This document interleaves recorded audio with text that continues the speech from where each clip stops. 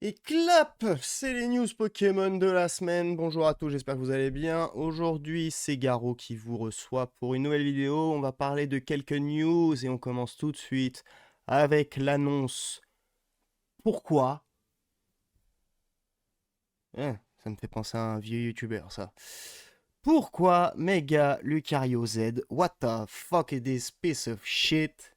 On va voir ça aujourd'hui. Déjà, je vais vous lire directement le communiqué de la Pokémon Company au niveau de son annonce officielle, parce qu'il y a quelques détails qui nous expliquent le pourquoi du comment.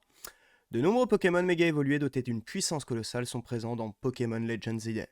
Désormais, vous allez découvrir la méga évolution Z, un phénomène sensationnel qui a donné la forme Mega Lucario Z. Les Pokémon qui ont subi une méga évolution Z ont pour particularité de pouvoir déclencher leur capacité plus rapidement après en avoir reçu l'ordre. En contrepartie, ils consomment davantage de méga force. De ce fait, ils ne sont pas adaptés aux combats de longue durée. Les méga évolutions Z servent principalement à remporter la victoire de manière rapide et décisive. Et à faire de l'argent. Mais chut.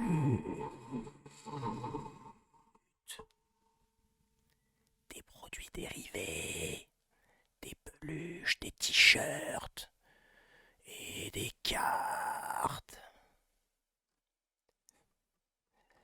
La première méga évolution Z présentée dans Pokémon Legends EA est Mega Lucario Z. À la différence de Mega Lucario, qui convertit son immense aura en une force destructrice, Mega Lucario Z enveloppe son corps dans un halo qui lui permet d'augmenter sa défense, sa souplesse et son agilité. Il peut ensuite utiliser cette aura de multiples façons. Par exemple, il peut l'étendre pour former un bouclier, ou au contraire, la concentrer dans des parties spécifiques de son corps, telles que ses poings ou ses jambes. Pour ascerner des coups... Oui, bon, excusez-moi, j'ai merdé ma lecture. Tout comme Mega Lucario Z possède les types combat et acier. C'est une catastrophe. C'est une catastrophe. C'est littéralement Mega Lucario avec un buff. Un buff et un debuff. Buff, je tape plus fort. Debuff, je dure moins longtemps. Putain. C'est grave. C'est vraiment le Pokémon créé pour faire du merchandising, quoi. Il y a aucune explication rationnelle, aucune utilité. C'est vraiment bonjour, aujourd'hui on veut faire de l'argent. Point barre. Le Pokémon, au niveau de son design, bon. J'aime bien sa tête. Ça rappelle Anubis. Les yeux bleus qui changent. Ça c'est stylé. Ça change un peu. Les cheveux en forme de le Pokémon de la 3ème G, là, je sais plus comment il s'appelle. Bref, vous voyez tous très bien de quel Pokémon je veux parler. Oui, pourquoi pas, mais vraiment, combat acier, méga évolution Z, c'est juste plus fort, mais ça dure moins longtemps. Quel intérêt, sincèrement, quel intérêt, vraiment, quel intérêt. Est-ce qu'il a les mêmes, je vais regarder tout de suite s'il a les mêmes faiblesses défense. Voyons voir. Ah ouais, en plus, il a rien du tout qui change, quoi. Les stats, on les a pas encore, donc bon. Sincèrement, c'est juste faire de l'argent. On prend un Pokémon qui est populaire, on fait une deuxième version, argent. Après, vous me direz, j'ai regardé un truc, hein, mais vous me direz, Mewtwo, notre cher Mewtwo, qui est d'ailleurs disponible désormais en cadeau mystère sur Pokémon ZA, Mewtwo X et Mewtwo Y, est-ce qu'il y a une différence? Psy combat, Mewtwo Y, Psy. Il y a une différence. Misère. Il y a eu plus d'efforts pour Mewtwo que pour Mega Lucario, quoi. Misère. C'est grave. D'autant plus que, bon, sincèrement, je crois, je sais, il me semble pas.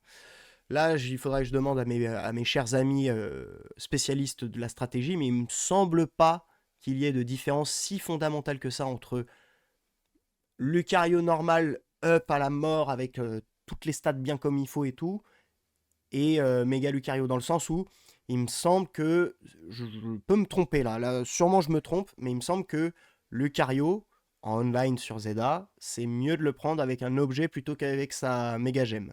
Mais je pourrais me tromper sur ça, donc bon, bref. Écoutez, personnellement, ok. Juste ok. Juste ok. Il est sympa, mais c'est vraiment... Il aurait eu un autre type. Ok, là, il y a une explication logique. Là, c'est juste, il tape plus fort, mais il dure moins longtemps, les explications. C'est vraiment, on n'en a plus rien à foutre chez la Pokémon Company. Donc bon, bref. Ça, c'était pour Monsieur Megalucario Z. Maintenant, on passe à la seconde news. Seconde news, du coup, on a des cartes qui ont été révélées qui figureront dans les decks sans Battle Collection. Par ailleurs, sans Battle Collection, je suis complètement stupide, mais en fait, pourquoi ça s'appelle sans Battle Collection? Parce qu'il va y avoir 100 variantes de ce deck. Ce deck sera sous un seul packaging, mais à l'intérieur, il y aura plus de 100 variantes différentes. Et on ne saura jamais quelle variante on peut avoir. C'est un peu comme des boosters, mais sous la forme de deck. C'est pour ça que ça s'appelle 100 Battle Collection. Au niveau des cartes dévoilées, du coup, on a eu les toutes premières Terra Festival, enfin non, Terra Crystal cartes qui ont été révélées depuis en fait la release de Terrastal Festival, il y a plus d'1 an. C'est littéralement les premières cartes Terra cristallisées, pardon, qui ont été reveal. Avec en la personne d'un Coraidon déjà, type combat, qui est, ma foi, somme toute sympathique, réalisé par Aki GC Works. Il me semble que c'est un studio pour le coup. Écoutez, carte sympa, hein, vous connaissez mon avis sur les cartes X, surtout quand c'est de la 3D, bon, bah voilà, hein, c'est sympa. Je vais pas commencer à cracher 120 ans dessus. Seconde carte, du coup, on a un Miraidon Terra cristallisé éclair. Pareil, sympa. Cette fois-ci, c'est Fivebond Graphique qui l'a fait. Bah écoutez, pourquoi pas. Il y a une opposition entre les deux. L'un regarde à gauche, l'autre regarde à droite. Why not? Troisième carte, on a un Mistibule, si je ne me gourre pas sur le nom. Oui, c'est Mistibule. Mistibule, du coup, qui a été reveal. Type acier, voilà. L'art est sympa. Après, voilà, c'est pas la carte du siècle. Réalisée par Chorizo. Ils ont des noms bizarres. Mais ok. Donc voilà. Quatrième carte, du coup, on a Registeel X. Bien sûr, Registeel, type acier, style l'acier, et oui. Réalisé par Toriufu. J'ai l'impression que cette carte-là, par contre, j'ai l'impression de l'avoir déjà vue. Étant donné qu'il y aura, il me semble, dans ces decks des reprints. Ah, j'ai un doute. Vous me corrigerez dans les commentaires. Hein, je vous avoue que je ne suis point certain pour ma part si c'est full de cartes nouvelles ou de reprint.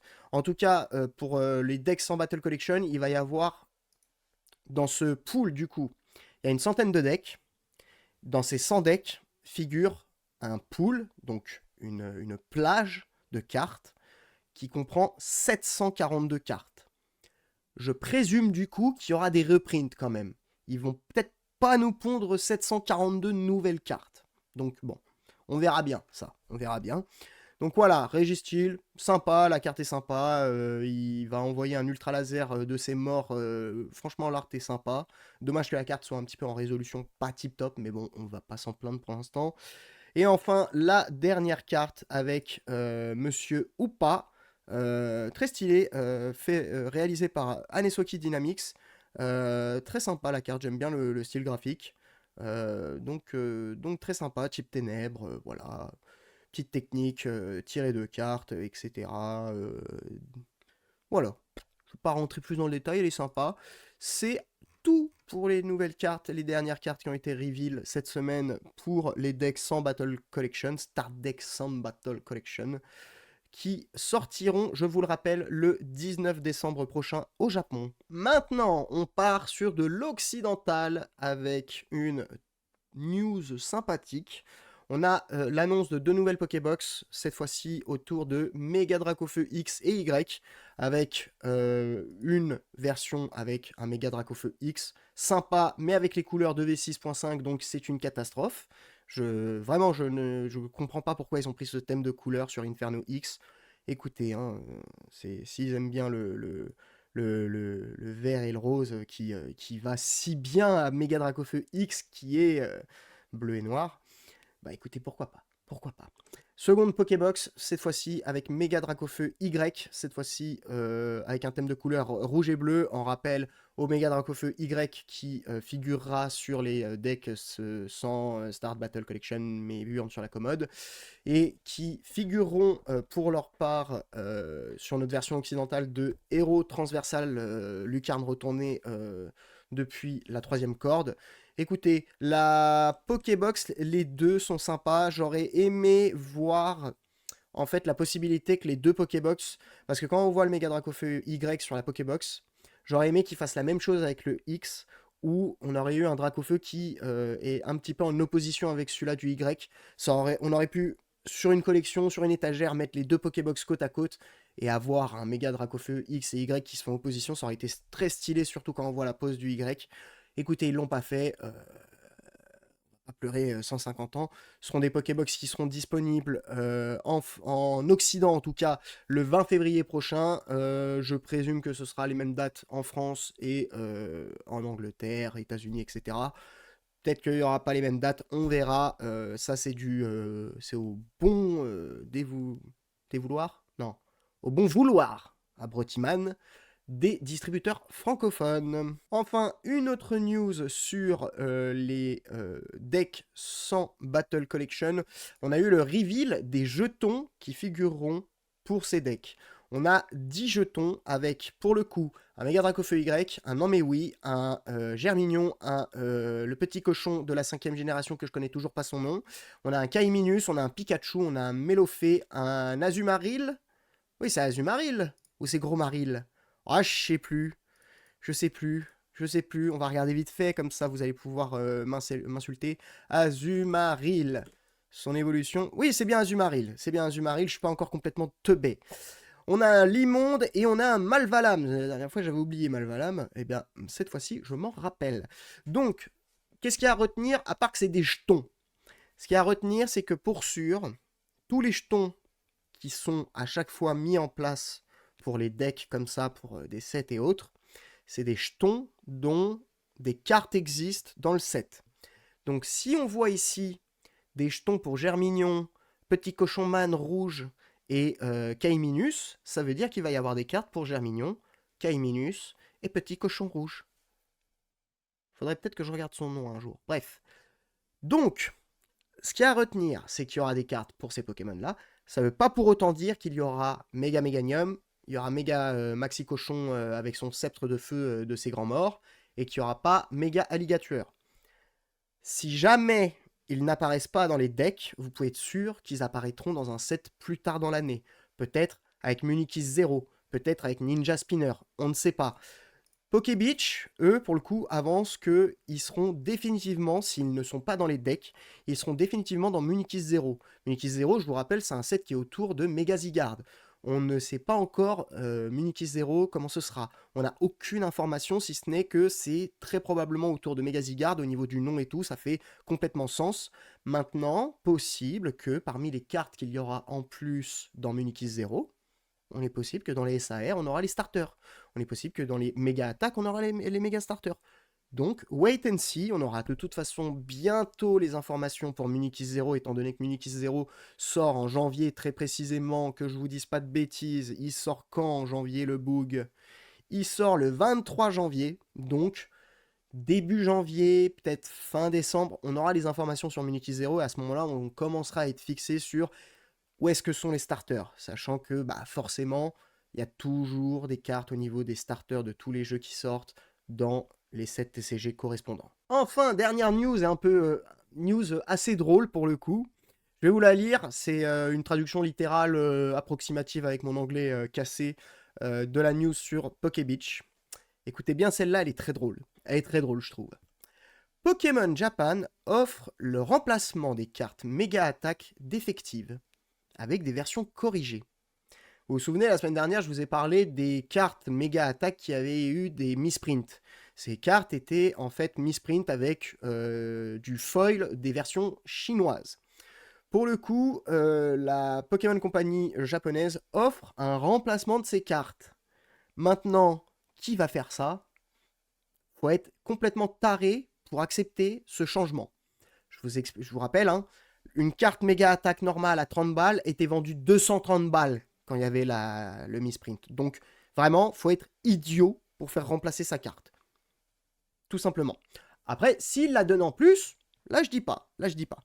Je vous lis un petit peu la news, comme ça vous êtes un petit peu plus au courant. La semaine dernière, il a été reporté que des cartes méga attaques rares de Mega Dream X avaient été imprimées avec la mauvaise texture. Elles ont utilisé des textures de la version traditionnelle, de la version chinoise traditionnelle de la carte, causant du coup ce qu'on appelle des cut-out autour du litrage japonais. Donc, voilà, hein, maintenant, la Pokémon Company Japan a vu le problème et l'a, comment on pourrait dire acknowledge, l'a reconnu, disant que cela a affecté un nombre minime de cartes qui ont été vendues.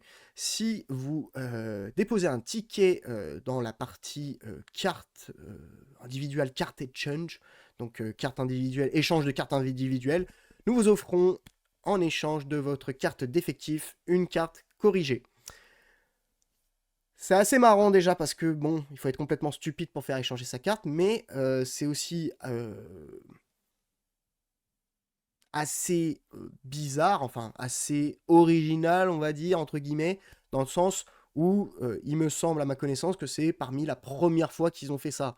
Ils n'ont pas fait ça pour Battle Partner avec le misprint du Zoroark de N, donc c'est assez cocasse, c'est assez drôle de voir ça, c'est assez unique de voir ça, donc écoutez, pourquoi pas. Encore une fois, moi j'aurais une carte comme ça d'effectif, jamais de la vie je fais l'échange, hein. Jamais de la vie je fais l'échange. Quand bien même la carte ne me plaît pas, je la revends, ça me fait de l'argent, je me rachète des displays derrière. Grande D, donc vraiment assez cocasse. Hop là, j'enregistre la deuxième partie de la vidéo un deuxième jour, donc ne soyez pas étonnés si je suis pas habillé pareil. Pareil, si vous entendez du bruit dans le fond, c'est normal. Il y a le petit chien qui dort, c'est pour ça. Du coup, deux autres news que j'ai pas vues et que du coup j'en profite pour enregistrer par-dessus. Premièrement, on a des paquets, des boosters qui vont sortir pour les 30 ans, qui visiblement vont reprendre la même chose qu'ils avaient fait pour les 25 ans, à savoir des boosters avec chacun des starters de chaque génération dedans. On a pour l'instant juste le nom de ces boosters, First Partner Booster Pack Collection, donc les premiers partenaires Booster Pack Collection. Du coup, ça visiblement s'orienterait vers tous les starters de la première à la 9e génération, et on devrait avoir un booster de chaque. L'un avec Salamèche, Carapuce, Bulbizarre, l'autre avec Poussifeu, Arco et Gobu, etc. etc. Donc assez cool, assez cool. Ça pour le coup je suis hype. J'ai envie de choper celui-là de la 3e génération, je vous le dis clairement. Et enfin, il y a des cartes supplémentaires qui ont été reveal pour les Start Deck Battle sans Battle Collection. Avec en l'occurrence des cartes très intéressantes parce que là c'est les cartes de Erika. Du coup, on commence direct. Fini la machine là, Fodes. Bref, on a un mystère de Erika très sympa. Erika qui fait, il me semble, sa première apparition sur ce pan d'année, on va dire. Parce que bon, on a déjà passé un nouveau bloc, mais elle n'était pas là à l'époque de EV. Elle est désormais là. Et à mon avis, ça devait être une dresseuse qui a été juste enlever tout simplement de tous les dresseurs qu'ils avaient préparés pour Battle Partner, Heatwave Arena, Team Rocket, etc. Et du coup, on a un Mystère qui est très sympa, un Ortide aussi qui a l'air sympa. La carte est malheureusement en qualité absolument désastreuse. On a un Rafflesia qui est somme toute sympathique, dessiné par Five-Band Graphics. Pour le coup, j'aime beaucoup l'environnement, le fait qu'ils la mettent dans un champ d'herbe, ça j'aime bien. Ça j'aime bien. D'habitude, on les a dans une espèce de boîte noire, entre guillemets, où ils s'amusent à faire ce qu'ils veulent. Là, ils l'ont mis dans un petit environnement de prairie fleurée. J'aime bien, j'aime bien. On a un... Alors, c'est pas un Boostiflore, c'est comment il s'appelle quand c'est la préévolution de Boostiflore. C'est Chétiflore, pardon. Donc on a un Chétiflore, somme toute sympathique, très bon trait de dessin dessiné par Sui, très sympa. On a un Boostiflore du coup. Non, ça c'est pas Boostiflore. Ça c'est l'évolution de Boostiflore, c'est Ampiflore. Ampiflore, dans sa serre, qui fait sa life tranquille. La carte est très sympathique, dessinée par Takashi Shiraishi, très sympa. Et enfin, on a un sac de nœuds, pareil, toujours dans la serre, dessiné cette fois-ci par Jidora. Jidora, il me semble, c'est celui qui a... Ah, je vais dire une connerie. Il me semble que c'est celui qui a dessiné le Pikachu de V8, mais comme j'ai un doute, je vais regarder pour pas vous dire de bêtises, parce que effectivement, je dis des bêtises. Ah non, c'est bien lui, c'est bien lui. C'est comme quoi, hein, il y en a là-dedans, hein. Donc très cool. Très sympa le sac de nœuds en normal. Et on a aussi le sac de nœuds en AR avec Erika dessus. Très sympathique. Franchement, la carte est très belle. Avec, voilà, il doit être surtout, il doit être sûrement dans sa serre. Le Pokémon en gros plan, on voit quand même Erika et tout. Franchement, moi j'adore quand les compositions font qu'on met bien en avant le Pokémon. Donc là, très stylé, très stylé. Et là, on va parler d'une carte absolument sublime, à mon sens. Alors, il semble pas que ce soit une AR, hein. Il semble pas que ce soit une AR. Je vous parle bien sûr de ce Pikachu-là. Honnêtement, la carte, elle est incroyable. Moi, j'adore. C'est dessiné par Buta. C'est vraiment une carte simple, mais tellement sublime. La lumière est sublime, le dessin est sublime. Il semblerait que ce soit une SAR pour le coup. Honnêtement, honnêtement, elle est incroyable la carte. Elle est simple, hein, mais elle est si bien faite que c'est trop beau. Moi j'adore. J'adore vraiment, la carte est vraiment sublime, donc on verra. C'est la 700... oui, c'est une secret forcément, mais c'est la 764 sur 742, comme je l'avais expliqué sur le pool de cartes qui figureront pour les Start sans Battle Deck Collection de Mayburn en transversal arrière. C'est une top carte. C'est vraiment une top carte. Elle est sublime. On a Goiffreman. Alors lui, comment il s'appelle en français déjà? Pourtant, je l'ai capturé hein, sur Cupcanaille, voilà. Cupcanaille en AR, qui est la 752 sur 742. Sympa, voilà. C'est cartes, voilà. Moi, j'aime pas trop les traits trop épais comme ça, mais écoutez, hein, elle est sympa, on va pas s'en plaindre, on va pas s'en plaindre. Du coup, sympathique AR. On a la Mégane en Mewi X, du coup, toute simple. Très sympa, j'aime bien le thème de couleur jaune-rose pour elle, avec son... le type est nature, mais avec le thème de couleur, je trouve que ça matche bien avec le Pokémon. Franchement, ils ont fait un truc sympa, Five graphique, encore une fois. Là, pour le coup, j'aime bien, j'aime bien, j'aime bien. Et enfin, on a deux dresseurs. Premièrement, on a la serveuse, première dresseuse qu'on croise dans Pokémon Zelda au tout début du jeu. Il me semble que c'est le deuxième combat qu'on fait, carrément. Donc, elle est là, on la voit dans la zone de combat, on voit les lumières de la zone de combat dans Zelda. On voit aussi que les environnements sont plus jolis que dans le jeu. Il y a de l'herbe, il y a des ronces et tout. C'est plus joli que dans le jeu en tout cas. Et enfin, on a Monsieur Corbeau, qui est un des gros dresseurs de Pokémon Zelda, qui se la raconte un petit peu trop, mais bon, c'est la direction qu'a choisi Game Freak pour ce personnage, écoutez, pourquoi pas. Pour le coup, dessiné par Akagi, ou Akagi, très sympa, la carte, c'est pas, voilà, c'est une carte toute simple, donc on va pas non plus révolutionner la roue. Elle est sympa, j'ai hâte de voir ce qu'ils vont faire avec ces dresseurs-là, ainsi qu'avec tous les autres gros dresseurs de Zelda. Donc, wait and see. Attendons et nous verrons, pour ceux qui n'ont pas forcément le niveau en anglais. Donc, ça, c'est toutes les cartes pour l'instant qui ont été reveal pour les Start Deck sans Battle Collection. À voir si dans les prochaines journées, on va pas avoir un autre reveal de cartes pour ce deck, sachant que le deck sort là au moment où j'enregistre ceci. On est le 7 décembre, le deck sort vendredi dans 2 semaines, donc il y a moyen que semaine prochaine on ait encore des reveals. Je vous ferai des news à ce propos-là et on regardera ça tous ensemble. Donc voilà, c'était les news de cette semaine. Bon, est-ce que bien sûr, comme quand j'avais sorti la dernière vidéo, ils vont m'annoncer là dans 1 heure, il est 16 h au moment où je tourne cette vidéo, est-ce qu'ils vont annoncer une nouvelle méga évolution dans 1 heure? J'espère pas parce que sinon ça va commencer à me les gonfler. Hein. Donc bref, j'espère que la vidéo vous a plu. On se retrouve sûrement mardi prochain pour une énorme vidéo. C'est pas encore sûr à 100%. Je suis encore en attente. Voilà, je vous préviens juste. Possiblement, mardi sort une grosse vidéo, notamment relative à la boutique. Donc, je vous tiens au courant. Je vous dis en attendant, faites attention à vous. Je vous fais des gros bisous. Prenez soin de vous. Si la vidéo vous a plu, n'hésitez pas à laisser un pouce bleu, un commentaire. Partagez la vidéo autour de vous, c'est ce qui aide le plus. Abonnez-vous, on est bientôt 1700 abonnés. Ce serait cool qu'on les atteigne avant la fin de l'année, même si j'y crois pas trop. Et puis, comme d'habitude, gare aux cartes. À la prochaine.